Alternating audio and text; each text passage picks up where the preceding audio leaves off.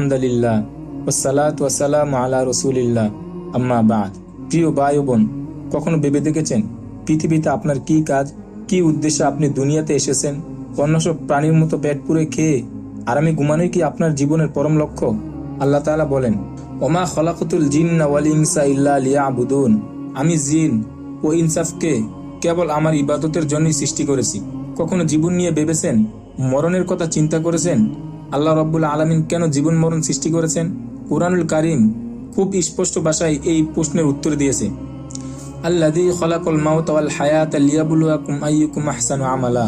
যিনি সৃষ্টি করেছেন মৃত্যু ও জীবন তোমাদেরকে পরীক্ষা করার জন্য, কে তোমাদের মধ্যে কর্মে উত্তম।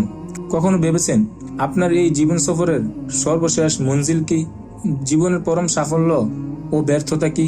আলহামদুলিল্লাহ, কুরআনুল কারীম আমাদের জীবন জিজ্ঞাসার সব উত্তরই দ্ব্যর্থহীন ভাষায় দিয়ে রেখেছে। কুল্লু নাফসিন যায়িকাতুল মাউত ওয়া ইন্নামা তুওয়াফাউনা উজুরাকুম ইয়াওমাল কিয়ামাহ ফামান যুহজিহা আনিন নারি ওয়া উদখিলাল জান্নাতা ফাকাদ ফাজ ওয়া মাল হায়াতুদ দুনিয়া ইল্লা মাতাউল গুরুর।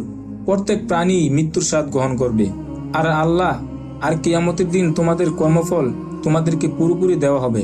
তখন যাকে জাহান্নাম থেকে সরিয়ে জান্নাতে প্রবেশ করানো হবে সেই সফল কাম। আর পার্থিব জীবন ছলনাময় বুক ছাড়া কিছুই নয়।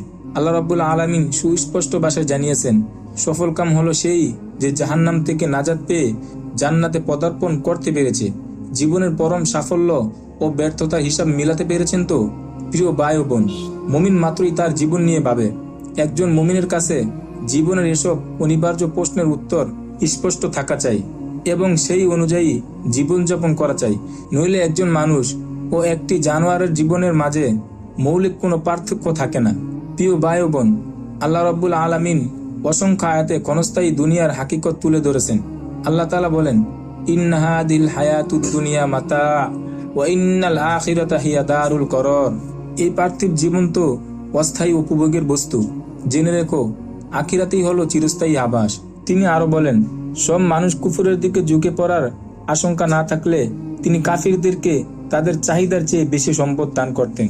এমনকি তাদের ঘরের ছাদ, দরজা, সিঁড়ি ও খাট সব সোনার উপর করে দিতেন।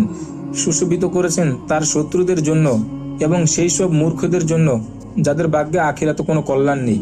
রাসূল সাল্লাল্লাহু আলাইহি ওয়াসাল্লামকে তিনি তাদের চাকচিক্যের দিকে দৃষ্টি প্রসারিত করতে নিষেধ করেছেন। যারা দুনিয়ার বুক বিলাসে মত্ত হয় তাদের নিন্দা করেছেন। অনেক অবুঝ ভাই ইউরোপ আমেরিকার বস্তুগত সমৃদ্ধি ও তাদের বুক বিলাসিতা দেখে তাদের জন্য কোরআনের আয়াতে রয়েছে অনেক বড় শিক্ষা।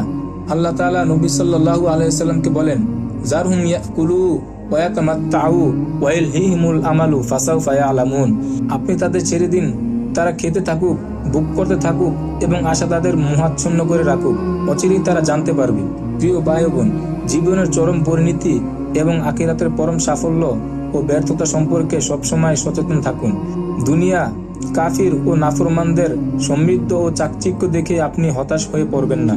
আখিরাতের পাতে সংগ্রহে আপনার আমল অব্যাহত রাখুন। আল্লাহর জমিনে আল্লাহর দিন কায়েমের সংগ্রামে সাধ্যমতো অংশগ্রহণ করুন। কোরআনের শিখানো জীবন ও জগতের এই অমূল্য পাঠ যেন কখনই আপনি ভুলে না যান। আল্লাহ তাআলা আমাদের সবাইকে জাহান্নাম থেকে নাজাত দিন। আমিন ইয়া রাব্বাল আলামিন।